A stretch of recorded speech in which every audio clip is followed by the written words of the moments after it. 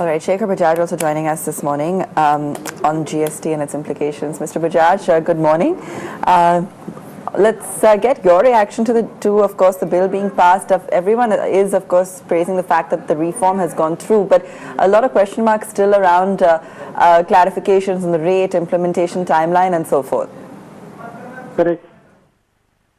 So, according to you, what are still some of the challenges ahead for this?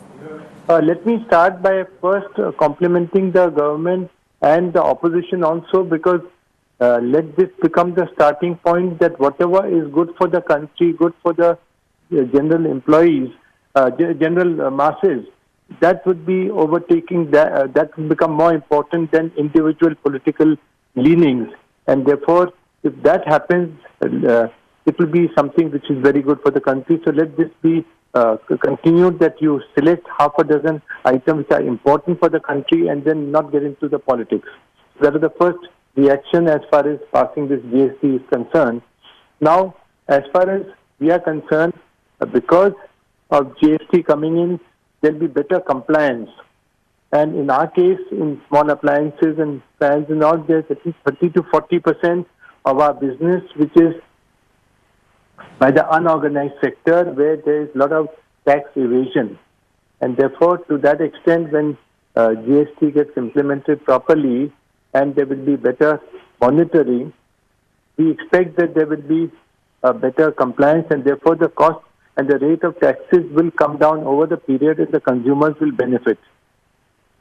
The other aspect which becomes very important for us is that for excise, CST, VAT, service tax, all that is going to be merged and we'll have only a single tax. So now getting C forms, all those aspects, a lot of what I call is not benefiting anybody. It's just extra paperwork, extra this thing. So now with a single tax structure, it becomes much better. So I think finally the consumer will benefit by getting this particular benefit because of the single structure.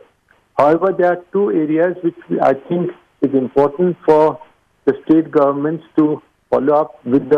When we formed the GST Council, where 2/3 of the members are from the state, there are some commitments which have been made by the various state governments and even central government. Like, for example, in case of Himachal, there is no excise for those who are manufacturing in Himachal.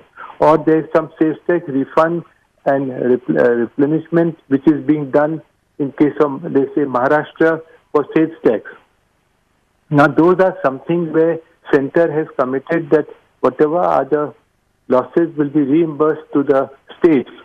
So that becomes very important. Otherwise, all the people on the basis of commitment by states and center in terms of excise and sales tax, they have committed some benefits.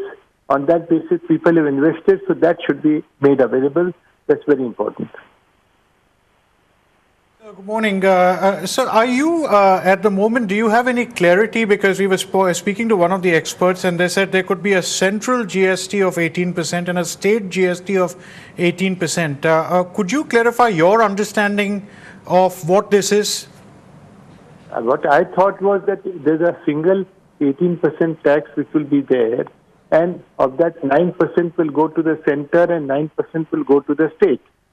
This is what I understood. I don't know more than this, because the whole idea was that there were different sales tax available in different states, and because of which there was a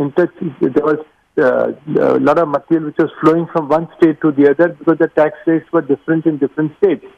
Now with the single structure, there will be no movement from one state to the other because there will be no differential in pricing, and because there's a single tax rate. So I don't know what this state tax means, because state also, it will be the same 18%, whatever is the rate decided, is what is going to happen. So I'm not aware of this particular aspect. Mr. Bajaj, have you looked at a best case scenario and how this could possibly lead to an uptick in demand or better margins for you as a company? We are more looking at expanding the market, and therefore we are doing our rollout in terms of improving our distribution we are not looking at improving our margins. We would like the consumers should benefit out of this new GST regime, and therefore that should be passed on to increase the market share and to improve our markets.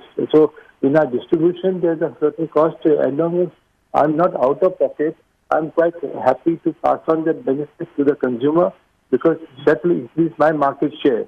And therefore, it's not improving a margin, it is improving my turnover. And therefore, margin will come out of turnover, not by improving my margin from 10% to 12% or something. But I'd rather keep my margin similar, but increase the sale instead of 10% growth, if I can have a 20% growth. That would be a much better strategy that we would like to go ahead with. Right, Mr. Bajaj, thanks for joining us.